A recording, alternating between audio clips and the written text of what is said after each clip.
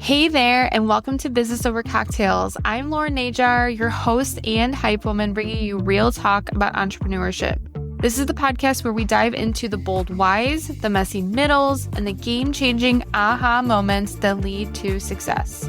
You'll hear unfiltered stories from entrepreneurs, plus bite-sized solo episodes inside the Business Chaser series, where we cut through the noise and get straight to what actually drives sales, visibility, and growth. So whether you're here to get fired up or finally feel seen in your business journey, pull up a seat, pour your favorite drink, and let's have a real conversation. Hi, everyone. Welcome back to Business Over Cocktails. I'm Lauren Najar, your host of this podcast. And today I'm talking to Verginiya Burgess. She is the owner and founder of Spa Aesthetics, which is a spa here local in Northwest Indiana. And I am excited because we recently connected this year, and I am just so interested in learning more about your story and asking questions, and I'm excited for this conversation. And so something that Verginiya shared with me before I hit record is she likes the unscriptedness. And so I'm like, yes, that's what this podcast is all about. So I'm excited to talk more about your story, Verginiya, and then learn more about you. So thank you for coming on. Of course. Thank you so much. I'm truly honored to be part of the podcast because I know about your story and it's truly inspiring. So being here with you today, it's really, really an honor for me. So thank you for having me. Thank you so much. I'm so appreciative of you too and our connection. And so I mentioned the business that you run, but can you tell us a little bit more about what your business stands for? So good question, because that's been the question all along. We actually recently went through rebranding and the brand message and answering a lot of questions to get to the point to actually answer the main question of what the business stands about. And I don't think there's one particular thing that it stands for. Now I'm realizing that my business is like a mixture of so many things that come together to actually make it what it is, because it's a reflection of who I am and a reflection of what I stand for and believe in. So it's a very intricate mixture of holistic wellness backed with scientific methods or old world traditional methods, aesthetics. It's a little bit of everything, and as trivial as that sounds, because everybody nowadays wants to be an expert in everything.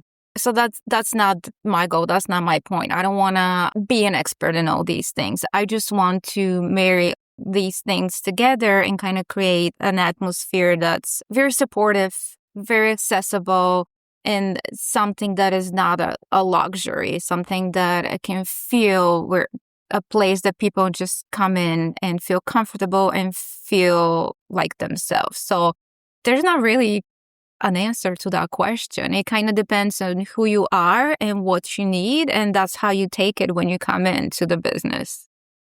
I love what you said, because it's not just one thing. You're representing a lot of different things and a lot of different reasons, and you are accepting of a lot of different people and backgrounds. So I think that in of itself that's what you really are representing of everything.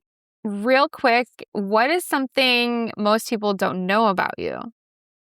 There's probably a lot of things people don't know about me, because for the longest time, I tried to hide my face and hide who's behind the business, and I have that side of shyness and just, staying in the background and not letting people know who I am or who's the owner. Or for me, my personal life was my personal life. There was a side of me and there was a side of the business, and I wanted to keep that strictly separate. I felt like business is business or work is work, and then what happens in my life, it's totally separate. So that for the longest time was not out there. And then I had somebody that showed up one day as a client, and they asked me, why are you not out there? Why are you not showing your face? How come we cannot find out who runs it, what your idea is, like anything about you. And it made me think, like, maybe I should. So I put my picture out there on the website. They actually recommended a lot of other things like LinkedIn and, write out your whole bio and like connect yourself with the business because you are the business. And I'm like, no, I'm not. Like everybody that is there is the business. Everybody that put a little bit of piece into building it is the business. Our clients are the business. So I kind of felt like, that's not me. But then I realized that people wanted to know that. So I put my picture on the website, and then sometimes people would show up and like ask me, are you the owner? And I'm like, I'm one of the managers. Or I'll just kind of, for me, it wasn't a moment of pride. For me, it was like, oh my gosh, now I'm put on the spot. I don't know what they're going to say. I don't know what they're going to ask me. Maybe it's going to be something negative. Maybe it's going to be something, it's just scary for me. So like I said, I put that away from the business, but now I'm trying to step in more into the business side of things as me, the owner. And I'm open to talk about who I am, what people don't know about me. So to go back to your question, I'm very involved in the Northwest Indiana life and everything. And, I've been here for many years now, but I'm actually not a native. I grew up in Europe. Eastern Europe, to be exact, in the little country Bulgaria. So maybe that's what people don't know about me. It's a long path of me growing up, coming here, building all of this kind of, it's a path that it's not what I envisioned. It's not what I had planned. It's a path that took a little detours and took a lot of curves and turns for me to get to where I am.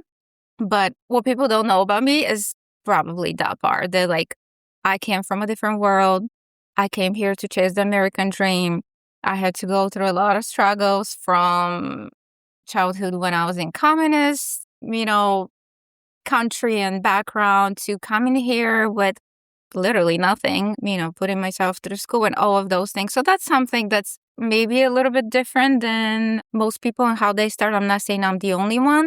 But that's something that I haven't openly shared as part of who I am. But I think that's what made me who I am today. Yeah, from our connection, I know that you didn't grow up here. So that was new to me. I didn't know that you were from Bulgaria. So that's super interesting to know. So at what age did you then come over here? I came right after high school. And the reason why I came is because I wanted something different. It was right after the communist regime had, just gone away, and Bulgaria was becoming more open to travel and people exploring different options. So when I saw that, I was like, oh my gosh, I have to do something. Like, I just wanted to do something different. And I know a lot of my friends and everybody that we went to school together pursue their paths in Bulgaria. But for me, I just wanted to do something different because I saw the opportunity. And I was like, the farther, the better. I just want to see how far I can go as far as distance. I wasn't thinking about, building anything or just creating something or doing something that I hadn't necessarily in mind. I just wanted to make my family proud because I come from a background of people who are highly educated and, just they have certain success in that area. But I saw that that wasn't being realized the way it should have been in my country. So I wanted to show them that there's more and I can build on that and do things where, education and effort and hard work is actually being appreciated. And I just want to make them proud by doing something that's, that's going to be meaningful. I love that. And I think that's such a unique story because it's definitely not easy to do, even if it isn't where, I resonate with a lot of the things that you said of, just thinking differently, thinking outside of the box, not going with like the norms of like what you're supposed to do. I did not immigrate to another country. I was born here. So I can't imagine what it's like to leave everything that you know and go to a different country. So from what I hear, you came here then by yourself. Is that correct? Yes, I came by myself. My grandparents actually had to sell their house to fund my education because as an international student, especially back then, I'm not sure how things are now, but we had no right to work while we were studying. We had to pay for our education, which was triple the amount of traditional student. So it wasn't easy, and just the fact that they had to sell their house for me to come study here and pursue my dream, I had that burden. And I always had that on the back of my head that I cannot fail. I cannot, no matter what, I have to do something to kind of show them not only that I care and that I'm going to be that person to turn that potential into something, but also maybe give back to them, give back to somebody, just give back to show how appreciative I was of their efforts to support me in my crazy dream. That's so beautiful. Oh, that's such a wonderful sentiment. And I would see that as well, right? Like if someone did that for me, there could be no amount of pressure that I could put on myself to like make sure that I like made them Mhm. proud. So I completely understand that. Where do you think that drive comes from? Because again, this is not a common thing. It's a very difficult thing to do, especially immigrating to another country and especially by yourself, especially as someone who is a young adult, still pretty much a child. You came here by yourself. Where do you think that drive or just like thinking outside of the box, where do you think that comes from? I don't think I don't know, maybe it's intrinsic, maybe it's something that we grew up with in the society and the norms that we had back then. I think that's what it is actually, because now that I think about it, everybody in Eastern Europe back then, at least, I'm not sure how it is now, it's probably changed, but everybody was so competitive. Everybody had that drive to be the best, to do the best, to just succeed in whatever they put their mind to. So I think that's part of it. And the other part is just my family and how I grew up and how there's no way of like you were not allowed to fail. You were just not allowed. I was very surprised when I first came here and went to my son's soccer games. And at the end of the games, I'm like, okay, so who won? Because like it used to hard to keep score, and you would ask questions like, who won? Who's the winner? And they're like, oh, we don't keep, like, there's no score. And like, we don't care. They did a good job. And I'm like, what? Like, how can you not keep score? There's got to be a winner. For us, even as little kids, that was always like, we were pushed so hard. There was nobody telling us good job. There were people telling us, oh my gosh, how can you do that? Like, that was horrible. And like, for the longest time, I did that to my son too, which maybe a little bit too much, but I think that makes you tough. That like that negative feedback and that just like constant reminder of like you didn't do good enough, you should do better, you can do better is what drives you and what pushes you forward. Now I'm learning how to tone that down and maybe say good job sometimes. I'm learning to appreciate even the little things and the things that are not perfect, the things that are not great, just the things that come from love and care and it's just like everyday things. So maybe sometimes you should say good job or, thank you for the little things. So yeah. But I think that's where the drive comes from. It's just a cultural thing. I love that you're saying that. So my ethnicity for the most part is Eastern European as well. So I have mainly Polish in me. I think I'm like 50% Polish. And then I have some Russian, some Slovak in there, some German. So a lot of European countries, but definitely mainly Polish. And some of the things that you're saying to me right now, I think of my grandpa, and he 100% Polish. He was not from Poland. He was born here. His parents actually, I think, came from Poland when they were younger. So my great grandparents.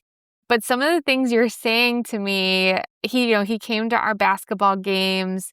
He came to our softball games, and he was especially hard on me. And I'm not sure why. Between myself and my sister, we're only 14 months apart, but I'm the oldest one. And he was always really hard on me for whatever reason. I think I was a pretty good player. I played basketball and I played softball, and just like some of the things that you're saying to me right now, I can hear his voice, and he like would almost get thrown out of our like elementary school basketball games because he would be yelling at the ref and he would be cursing in Polish. And so, yeah, it was super interesting when you were talking about that. So, and my mom, that was my mom's dad. So on my mom's side, my mom had that headstrong kind of vibe as well. And I definitely was never, again, never good enough, can always do better. Like I was always expected to have the highest stats on our softball team. My mom was our softball coach. And so like, I never, I guess, thought that could have been a cultural thing, because I think growing up, like we weren't really, I know that there are some families here that celebrate their heritage more, even though they were born here. And we definitely weren't that kind of a family where we had a lot of Polish, traditions and things like that. I know that there are families that do that. So for me, my ethnic background has never been a huge thing for me. But now that you're saying it, I'm just curious. I'm wondering if that really is like a European thing of like being that headstrong and competitive. And so that's super interesting to me. Like, again, when you were talking about that, I was like hearing my grandpa, and like he's not someone that I hear in my head ever. Like, especially, he's been gone now, I think almost 10 years. It's been like 8 or 9 years. So like, I definitely have not heard his voice in a really long time, but I feel his presence right now for sure. I definitely think so. Yeah. Yeah. I think that's a big part of just the heritage. And sometimes it's ingrained in you, and you cannot help it. I mean, don't get me wrong. We show a lot of affection. We're very affectionate, and we do show love, especially to our children. Our children are babied till they get married, probably. So there's that part too. There is the loving connection of hugging and like even kissing. I'm sure Europeans kiss more than they hug. Even when we meet, we give each other kisses on the cheek instead of hugs. So we're very affectionate, but we're also very stern and kind of, straight to the point. You have to do this. You gotta do better. You gotta do best, actually. So yeah, it's a weird mixture of both of those. So you mentioned earlier when you were talking about like, having the spa wasn't like the plan, or, that wasn't the goal. So when you did come over here, obviously you went to school, but what did you like aspire to be initially? So I went to school. I actually went to school in Michigan first. Then we moved here. So I transferred to Purdue. And I was even in Bulgaria, back home, our high school was preparatory for medical professionals. So it was always about biology and chemistry and those sciences. So I always knew I had a passion for doing something in medicine, not necessarily the traditional medicine. For some reason, I kind of wanted to like look behind the scenes and see how processes work, like what happens. Like it was fascinating for me to find answers to questions. So I explored different types of professions, and I really wanted to be that scientist that find those answers. So my degree from Purdue is medical technology. So I found out that this is actually the profession that's going to give me that. It's going to be my passion, because that's what answers all these questions. All you do throughout your job is just finding answers of certain things, whether it's a disease or condition or something. When the doctor has questions, he directs those to you because you're the one giving the answers to the doctor, and then he relates those to the patient. So that was like, I found the thing that I wanted to do and I had so much passion for, which actually changed afterwards. It took a different turn, but like at the time, that was it. Like I found what I wanted to do. I found what it was because I was searching for it. I didn't know what it was. I knew it wasn't a doctor. I knew it wasn't a pharmacist. I knew it wasn't like on the front lines. I wanted to be more, and again, we're going back to the thing, me wanting to be on the backside of things, creating and answering and just doing all that, but without my face being exposed. So I found it and I learned a lot and I seen a lot. It was very rewarding, But then I found out other things about that profession, and that's when things took a turn. So how did you arrive to the decision of like wanting to open a spa then? So it was a slow process. I don't think it was a realized decision. It was kind of organic process. It was a combination of several different things. So when I started working in molecular biology in the lab, running tests and doing all these things, that was my passion. That was what I wanted to do. I kind of started realizing that I'm not happy. And there were several different factors like that incorporated me not being happy. First of all, I compared medicine and what I was doing to what I knew as medicine back home. So back home, you get sick, you go to the doctor, he tells you, try herbal teas, try salt water, dip your feet in hot water, do this, go in nature, breathe fresh air, do mineral baths, do light therapy, do all these things. And if that doesn't help, come back, we'll give you antibiotic or we'll look further, we'll see what it is. I did not see that here. I saw medicine as we all know medicine. With the prescriptions, with the testing, with the doctors kind of not believing in the holistic methods and anything that's not under the umbrella of Western medicine. So that kind of was mind-boggling for me, but I accepted it. And then the other thing is when I started working in the lab, it was literally so depressing for me, physically and mentally. I was working what they call graveyard shifts, so third shift throughout the night. There were no windows. I did not see daylight. It was dark and it was, I don't want to say cold, even though I always try to turn up the thermostat, but it was dark and cold. I never saw the daylight. I never saw my son, and he was in elementary school at the time. And I think all of this was getting to me. And on top of everything, I was dealing with diagnosis of pretty bad diseases. And, you learn about the symptoms. You learn about things you should look for. So I've had so many instances where I saw those symptoms in my son and I took him to the doctor and I was like, he has this. He's dying. This is, it's bad. And some of those times I was right. Like I knew the doctor's like, oh my gosh, yes, these are those symptoms. Let's test for this and this. But, disease doesn't always read the book. It was something completely different, but just because I knew what to look for, I was constantly looking for. I was constantly trying to subconsciously to find something that wasn't even there. So at some point I was like, wait a minute, that is not it. I know for so long I strived to do this and I wanted to do this and that was my passion, but I don't think that's it. There's got to be something else. There's got to be a way for me to do what I like, but not in this type of atmosphere because I was making myself crazy. I was subjecting my son and my family to all these crazy ideas that were always coming to me. And I was stuck in that kind of dark place, physically and mentally, and I just needed to find the light. So I know I'm babbling a lot, but like trying to explain all that. So for me, it wasn't a realization of like, okay, I want to do this type of business. This is what I want to do. I'm going to build this and I'm going to name it this.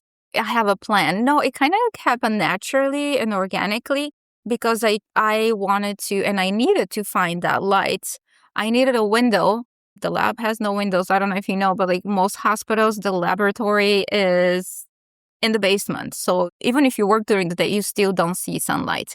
So I needed that light and I needed that window that was going to be my escape. So I started going back to the natural medicine that I knew from back home. And I started taking different classes. I started just exploring more options. I got certified in alternative and complementary medicine. I took energy classes, got certified as a Reiki practitioner. So many different things that actually broadened my horizons and showed me that, yes, you can still do traditional medicine and you can do both Eastern and Western medicine. You can explore the old world methods and couple those up with the medicine as we know it. So there is a way to do both. And also there is a way to be part of this. And that's where it dawned on me. And I was like, okay, maybe I should do something with that, like incorporate that in my practice or in my lifestyle, in my life. And that's where the idea of opening up a spa came. I wasn't sure what exactly it was called or is going to be called then, if it's going to be spa, wellness center. We actually went through a couple of different renamings as far as like what it is. We started with holistic spa. Back then, more than 10 years ago, people didn't know what holistic truly means. Then since we were so little, we went to boutique spa, but that kind of sounded too like a little boutique store, flashy, and kind of not what we were standing for. Then we just went to day spa, and that didn't quite fit what I had envisioned. So then now we are aesthetics and wellness, because I think that's a true representation of what we do and what we stand for. It's the true wellness and aesthetics that comes with the wellness. So that's how it was all born. It was just kind of again, me taking that path, but taking reroutes and different turns and corners to bring me here. Not necessarily, I have an idea, let's get there. I love that story, because from the get-go, it sounds like you were impact-driven, mission-driven, where I think that sometimes, and a lot of times with entrepreneurs, I think, at least for me, I want to create that impact, but I'm never really sure how I want to create that impact. And I think with a lot of entrepreneurs, you just might want to start a business, but your purpose is also kind of like blurry and you're not sure. But it just sounds like from the get-go, from your just like the vision and the purpose and your story, like it didn't matter like if you were starting a business or finding your path. It just kind of all, or like you said, organically led you to starting a business. So I wanted to ask you this question, but I think I know the answer. Did you ever, up until this point, did you ever think you would be an entrepreneur and a business owner? No, that was never, again, that was never a thought or an idea, or I never strived to do that. Even now, when people ask me what I do, I think about it, and I never said I'm an entrepreneur. I'm like, I do scheduling, I do payroll, I'm hands-on, I do, like, what am I? Like, I'm a little bit of everything. I don't like to call myself entrepreneur or business owner, because that has a different meaning. And a job title for me, it's not realized fulfillment. A job title is just a title. It's one of those things that I can be many things at the same time. It's like how I feel on the inside, what I am. So yeah, I never thought I would be that. I didn't know what I was going to be. Even when I was coming here, I knew I had passion for something, but that didn't put a title on it. So yeah. So as far as like the title, right? And I kind of feel the same way too. For layman's terms and for ease of understanding what it is that I do, how I introduce myself is I say I'm a business coach first. And that's truly what I started out to be. But I think that when you think of the term business coach, that's just not what I do, because I feel like I do so many other things. And obviously I do so many other things. And I also think entrepreneur is such a generalized term as well, because I am like kind of like you, I'm so hands-on. And I think a coach, how you characterize a coach is you stand by the sidelines and you're not the one out there helping a soccer team kick the ball. You're coaching them from the sidelines. Same thing with any sport, any kind of thing. The traditional act of coaching is just asking the right questions and guiding someone, where I do a lot more than that. And so I think if I throw in the terms like strategist and mentor and marketer and things like that, like I can kind of go across the board and say like, yeah, I'm all of these things, because I do all of those things at any given point. And so then I also struggle, and I think it's because I am multi-passionate and I am impact-driven, and however I need to get to that place, I'm going to try and do it, and whatever my path takes me. But a lot of times too, if you don't have those specifics, it's hard to measure success, I feel. And I'm curious then, for you, how do you celebrate or measure success? Like, yes, we can talk about the data and the money and everything else, but when things organically happen like this, I feel like it's hard to be like, okay, like when is it good, right? So How do you measure success, or what does that look like for you? Interesting. Well, I think there's two parts of success for me personally, but I'm sure, like you mentioned something about sitting on the sidelines. So I'm sure for you, when you're out there in the game, it's so much more different, like you said, than sitting on the sidelines, correct? hmm So I think that's the first part for me, just being out there, being involved, and seeing the results when you're actively part of something, not just directing or, like you said, coaching, even though that's being misinterpreted, like you said. So success for me is transferring that happiness and that light that I was searching for, that brightness, that happiness that I was searching for, and that started the whole process that was so selfish in the beginning. Now I realize that selfishness brought me to that point because you know how they say you cannot make people happy if you're not happy. I realize that now actually that I'm saying that. I never thought about it, but that selfish drive and that selfish search of happiness brought me to that point for me to be happy, to be able to give that and to help people search and find their happiness, their light, what they're looking for, their comfort. So now, every time I see it in my clients and the people that come in and the people that I talk to, even if it's not in the spot, if it's somewhere in the grocery store or in an event, a gathering, wherever it is, if I can bring that in people from the inside out, and if I can help them at least take one step closer to that, I think that is success for me. That is saying I managed to build something and I'm using that business as helping people do the same that I was able to do and is bringing them closer to that. So that is, I think that's success for me. That is fulfillment for me. And the other thing is just realizing that I did not disappoint my family because again, I couldn't. Like that was one of the things that I couldn't disappoint them because of what they did for me and how they supported me. So I think that's also success, or at least that allows me to sleep at night. That I think is success, just peace of mind that I did okay. It's not like I built an empire. It's not like I'm going to leave a legacy or, you know, I'm going to be this known person or this rich person. That doesn't matter. It's just like, just me being okay at the end of the day. I think that's success for me. Oh, I love that. I'm just going to leave it at that. That is such a good way to end this conversation. I would love to know, so how, show notes, we're going to have all of the links to connect with you. We will have Instagram, we'll have your website. Of course, if you're here local in Northwest Indiana or the Chicagoland area, you would be able to book a service. Of course, you can always travel in. We're going to have people that are listening all over the world to this episode. And so hopefully someone can even resonate with your story. But tell us, what is the best way to connect with you? And then any upcoming offerings or things we should keep an eye on, any kind of like signature services you recommend. So the best way to both get in contact with us and look out for new things coming up are on social media.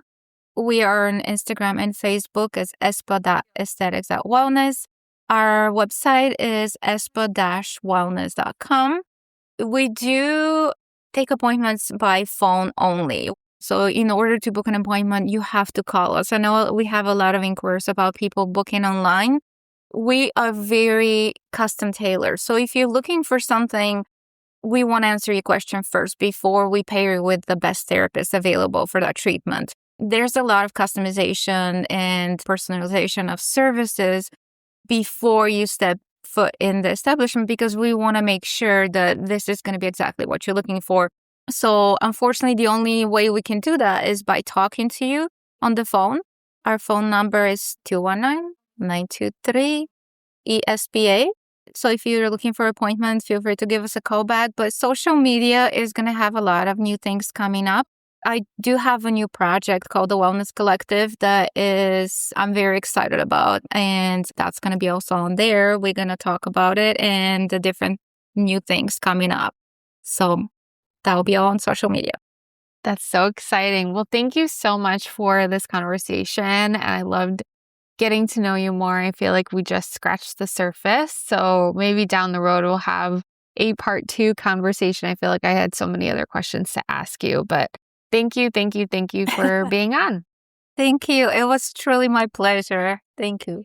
And so Verginiya will be back with a Business Chaser segment later this week. So make sure you catch that segment on Friday when it releases, and we will all talk to you later. Thanks for tuning in to another episode of Business Over Cocktails, where real stories and bold business moves come to life. If this episode lit something up in you, share it with a friend, tag me at Lauren Najar or the podcast page at Business Over Cocktails. Make sure to leave a quick review as well. It helps more than you know. Until next time, keep chasing what matters and building the business that feels like you. Cheers!